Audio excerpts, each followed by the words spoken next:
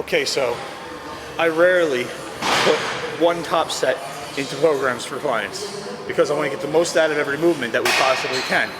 Now, I'm going to do a second set of 5 plates on here. If I gave the first set everything that I've got, which you should have, there's absolutely no way to repeat that set. I just did about 9 reps with 5 plates.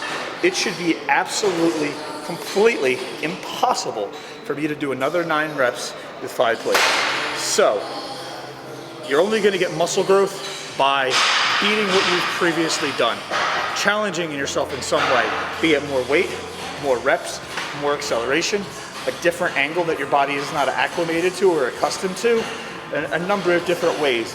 Metabolic stress, faster paced workout, more volume in a shorter period of time.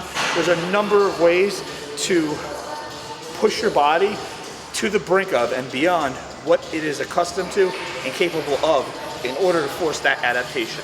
So, what can I do with this where I can still get a stimulus knowing that I can't do 9 reps with it? Well, usually what I'll typically tell somebody to do if they have a good training partner is have them spot you through 9 reps. That way, it's almost like a drop set or a little bit of a deload, but you're still operating to the highest of your capabilities. So the fact that I don't have a spotter with me here today, I obviously can't have somebody spot me to 9 reps. So what am I gonna do? I'm gonna add an intensifier. I'm not gonna always be able to get my elbow all the way back once fatigue sets in and the set starts to die. But what I can do is I can keep the muscle loaded under stretch. So what I can do is I can get an isometric contraction, or I can just do partials in a lengthened state. So my way of still making this weight effective, being that I can't do another 9 full reps, is I'm gonna get as many reps as I can, then I'm gonna pump out some partials lengthened, keeping the muscle engaged always, keeping tension on the muscle. And then when I can no longer do some partials, I'm gonna keep it under tension lengthened and get an isometric out of it. And what that's gonna do is, it's gonna give me 2 sets on my max effort that are gonna stimulate muscle growth. Then I'll move on to another exercise. But keep in mind, even though I can't get 9 reps with this, or I should not be able to, that's still my target. I'm gonna give it my best shot. Maybe I'll get close.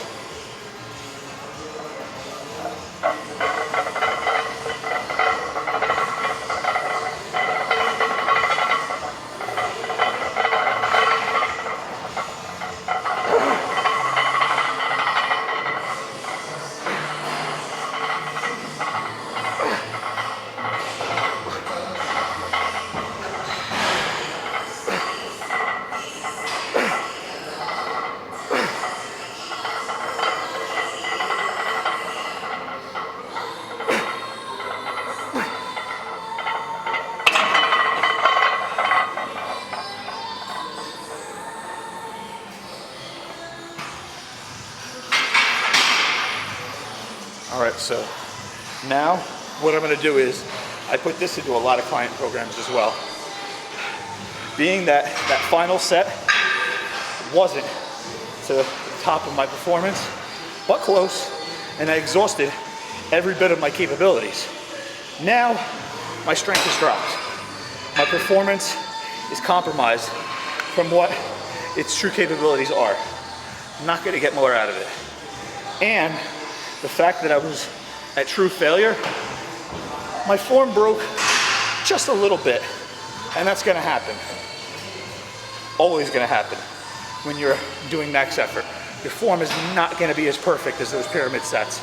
So, the fact that I just operated and performed a set with, I'd say 80, 90% of perfect form, what I wanna do is get a little bit more targeting, a little bit more stress, and a little bit more tension on the target muscle with perfect form to finish this exercise off. So now this is gonna be my 3rd opportunity to get something out of this movement in a different way. So now we have to examine our options. I can't do 5 plates for 9 reps now. I just did 5 plates for 5 or 6 with some partials on the second one. So I definitely can't do anything with that. So if I even dropped to 4 plates, my strength is probably still bad enough or reduced enough to not really get strict reps out. So I'm gonna drop to 3. And now with 3, I should be able to control it very, very well. However, what am I gonna get out of 3 reps, out of 3 plates? It's nowhere near the weight of the 5. So I'm not gonna get very much out of it unless I approach it the right way. So what I do is I call these squeeze sets. And a squeeze set is simply this. If I told you to put a weight on that you can maybe do 15 reps with, but make sure you fail at 10 to 12. What are you gonna do differently? You're gonna slow down the tempo. You're gonna take all momentum out of the movement. You're even gonna take any elasticity or what was called your stretch shortening cycle out of the movement. And what that is it's the rebound effect you get out of the bottom of the movement due to fibril and connective tissue elasticity that's going to reverse the movement and allow you to generate force with a little bit of momentum. I'm going to take momentum out of it. I don't want the stretch shortening cycle to help, and I don't want any type of momentum to get that weight moving. So what I'm going to do is I'm going to change my tempo. I'm going to pause at the bottom. First split second. You can even give it a full 1 count. Usually I pause short enough so you can't see it with the naked eye, but I'm intending to fully pause and remove any type of elasticity or bounce or rebound effect. That way I have to generate all of the force just by driving my weight back from a dead stop. So I'm going to pause momentarily, and then I'm going to squeeze and drive back with everything that I got. I'm squeezing like this is 5 plates.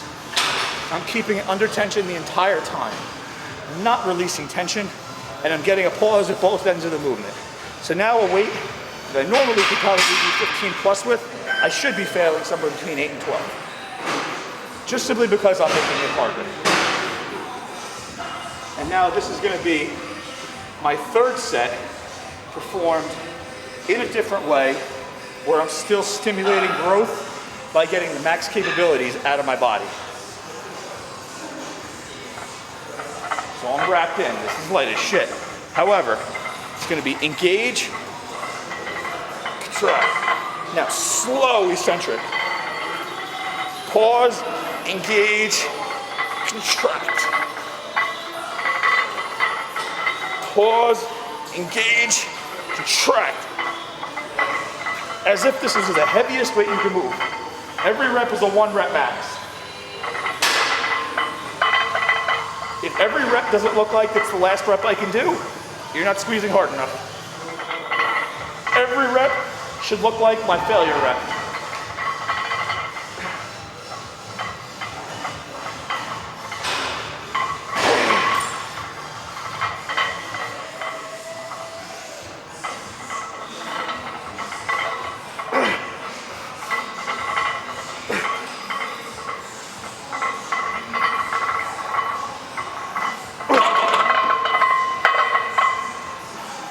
And like I said, I might be performing 8 to 10 reps, but anybody who's watching should think that first rep is your 1 rep max. And they should think your second rep is your 1 rep max. Every rep that you do should look like there's no more reps in you, because you're squeezing and controlling the weight that much that it looks like that's it.